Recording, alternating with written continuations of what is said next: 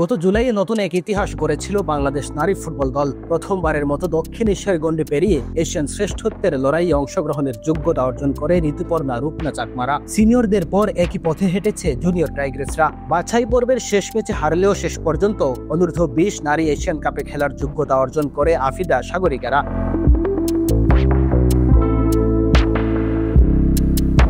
বাছাই পর্বের এইচ গ্রুপে পড়ে বাংলাদেশ। প্রথম ম্যাচে লাওসকে 3-1 গোলে হারানোর পর দ্বিতীয় ম্যাচে পূর্ব তিমুরকে 8-0 গোলে বিধ্বস্ত করে বাংলাদেশ, যার ফলে গ্রুপের শীর্ষে চলে আসে আফিদা খন্দকারের দল। এরপর তৃতীয় ম্যাচে এশিয়ান পরাশক্তি দক্ষিণ কোরিয়ার বিপক্ষে খেলতে নেমে 6-1 গোলের করুণ পরাজয় দেখার পর এশিয়ান কাপের মূল পর্বে যাওয়ার অপেক্ষা বাড়ে বাংলাদেশের অপেক্ষা বাড়ার সাথে সাথে সমীকরণও কিছুটা কঠিন হয়ে দাঁড়ায়। তখন বাংলাদেশকে চেয়ে থাকতে হয় এই গ্রুপে থাকা লেবানন চীন ম্যাচের দিকে। সেই ম্যাচে চীন লেবাননকে হারালে মূল পর্বে যেতে পারবে বাংলাদেশ। তবে বাংলাদেশের সেই অপেক্ষায় হতাশ হতে হয়নি। চীনের সামনে পাত্তাই পায়নি লেবানন বড় ব্যবধানে হারায় নিশ্চিত হয়ে যায় রানার আপের শীর্ষ 3-এই থাকছে বাংলাদেশ। দেশের ফুটবল ইতিহাসে সর্বপ্রথম 1980 সালে কুয়েতে হওয়া এশিয়ান কাপে খেলেছিল পুরুষদের জাতীয় ফুটবল দল। এরপর 2005 সালে অনূর্ধ্ব-17 এশিয়ান কাপে খেলে বাংলাদেশের মেয়েরা। তারা আরো দুবার 2017 ও 2019 আসরেও খেলার যোগ্যতা অর্জন করে। সেই পথ ধরে গত জুলাইয়ে মিয়ানমারে ইতিহাস গড়ে জাতীয় নারী ফুটবল দল। এশিয়ান বাছাই উতরে প্রথমবার মূল পর্বের